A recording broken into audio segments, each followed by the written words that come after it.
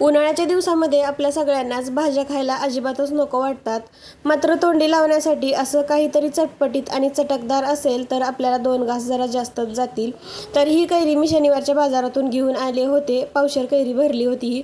आणलेली कैरी स्वच्छ अशी धुवून घेतली आणि त्याचं टोक वगैरे काढून घेतलं आणि मग कैरीचे मोठे मोठे काप करून घेतले.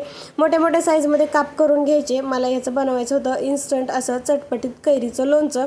तर कैरीचे काप करून घेतले आणि काप करून घेतले की कैरी एका भांड्यामध्ये वाटीमध्ये काढून घेतली आणि त्यावरती टाकलं हळद, मीठ आणि त्याचबरोबर टाकलं होतं तिखट. आता हळद, मीठ, तिखट लावून अशीच कैरी खायला खूप छान लागते. तोंडी लावण्यासाठी खूप मस्त आहे हा पदार्थ. मात्र यामध्ये जर तडका घातला तर इन्स्टंट असं कैरीचं लोणचं तयार होईल, जे की 8 ते 10 दिवस आरामात टिकतं.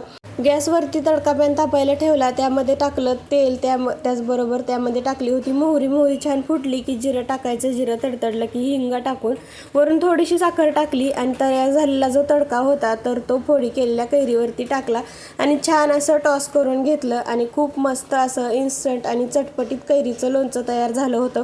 खूप मस्त आणि चटकदार लागत होतं आणि तोंडी लावण्यासाठी एकदम बेस्ट आहे. व्हिडिओ जर आवडला असेल तर लाईक करा, शेअर करा आणि चॅनलवर नवीन असेल तर सबस्क्राईब करा. Bye bye.